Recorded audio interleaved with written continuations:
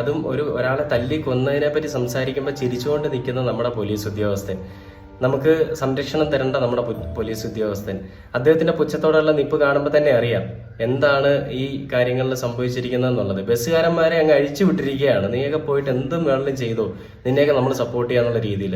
എനിക്ക് ഒരു കാര്യം ചോദിക്കാനുള്ളത്, ആ നാട്ടിലെ ജനങ്ങൾക്ക് അല്ലെങ്കിൽ ഓട്ടോക്കാർക്ക് അല്ലെങ്കിൽ അവിടെയുള്ള മറ്റ് പല പാർട്ടി നേതാക്കൾക്കും നിങ്ങൾ വിചാരിച്ചു കഴിഞ്ഞാൽ ആ ബസ് കത്തിച്ച് കളയാൻ പറ്റില്ലേ? അല്ലെങ്കിൽ ആ ബസ്സിന്റെ സർവീസ് നിർത്താൻ പറ്റില്ലേ? ഇവന്മാരെ നല്ല തല്ലു കൊടുത്തവന്മാർക്ക് മറുപടി കൊടുക്കാൻ പറ്റില്ലേ? ഈ പറയുന്ന നമ്മുടെ അബ്ദുൽ ലത്തീഫ് എന്ന് പറയുന്ന ആളിനെ കൊന്നതിന് ശേഷം അവന്മാർ സർവീസ് നടത്തിയെന്നൊക്കെയാണ് അറിയാൻ സാധിച്ചിരുന്നത്. അപ്പൊ നമുക്ക് 24 ന്യൂസിൽ വന്ന ഒരു വാർത്തയും കൂടി ഒന്ന് കണ്ടു നോക്കാം. ഓട്ടോ ഡ്രൈവർ അബ്ദുൾ ലത്തീഫിനെ ഇന്ന് രാവിലെയാണ് വടക്കേമണ്ണയിൽ വെച്ച് ബസ് ജീവനക്കാർ കൂട്ടമായി ചേർന്ന് മർദ്ദിച്ച് അവശനാക്കിയത്. അതിനുശേഷം ഓട്ടോറിക്ഷ എടുത്ത് അദ്ദേഹം മലപ്പുറത്തെ താലൂക്ക് ആശുപത്രിയിലേക്ക് എത്തിയെങ്കിലും അവിടെ വെച്ച് കുഴഞ്ഞു വീഴുകയായിരുന്നു. ചികിത്സിക്കാൻ വേണ്ടി ആശുപത്രിയിലേക്ക് എത്തിച്ചു എന്നുണ്ടെങ്കിലും പിന്നീട് മരണപ്പെടുകയായിരുന്നു.